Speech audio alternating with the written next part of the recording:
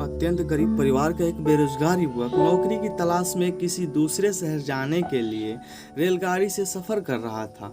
घर में कभी कभार ही सब्जी बनती थी, इसलिए उसने रास्ते में खाने के लिए सिर्फ रोटियां ही रखी थी। आधा रास्ता गुजर जाने के बाद उसे भूख लगने लगी और वह टिफिन में से रोटियां निकाल कर खाने लगा। उसके खाने का तरीका कुछ अजीब था।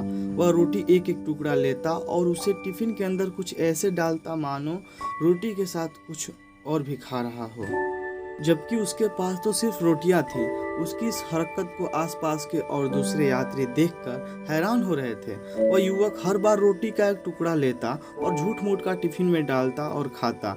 सभी सोच रहे थे कि आखिर वह युवक ऐसा क्यों कर रहा था। आखिरकार एक व्यक्ति से रहा नहीं गया और उसने उससे पूछ ही लिया कि भैया, तुम ऐसे क्यों कर रहे हो? तुम्हारे पास सब्जी तो है ही नहीं, फिर रोटी के एक टुकड़े को हर बार खाली टिफिन में डालकर ऐसे खा रहे हो मानो उसमें सब्जी हो।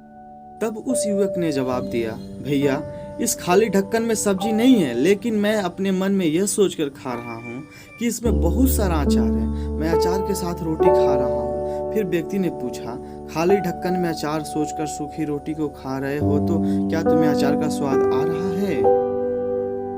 हाँ, बिल्कुल आ रहा है। मैं रोटी के कुछ अचार सोचकर खा रहा हूँ और मुझे बहुत अच्छा भी लग रहा है, युवक ने जवाब दिया। उसके इस बात को आसपास के यात्रियों ने भी सुना और उन्हीं में से एक व्यक्ति बोला, जब सोचना ही था तो तुम अचार की जगह पर मटर पनीर सोचते, शाही गोभी सोचते, तुम्हें इनका स्वाद मिल जाता। तुम्हारे कहने के मुताबिक तुमने अचार सोचा तो अचार का स्वाद आया, तो और स्वादिष्ट चीज़ों के बारे में सोचते तो उनका स्वाद आता। सोचना ही था तो भला छोटा क्यों सोचे? तुम्हें तो बड़ा सोचना चाहिए था। मित्रों, इस कहानी से हमें यह शिक्षा मिलती है कि जैसा सोचोगे वैसा मिलेगा। छोटी सोच होगी तो छोटा मिलेगा, बड़ी सोच होगी और बड़ा मिलेगा। इसलिए जीवन में हमेशा बड़ा सोचो, बड़े सपने देखो तो हमेशा बड़ा ही पाओगे। छोटी सोच में भी उतनी ही ऊर्जा और समय खपत होगी जितनी बड़ी सोच में। इसलिए जब सोचना ही है तो हमेशा बड़ा ही सोचो।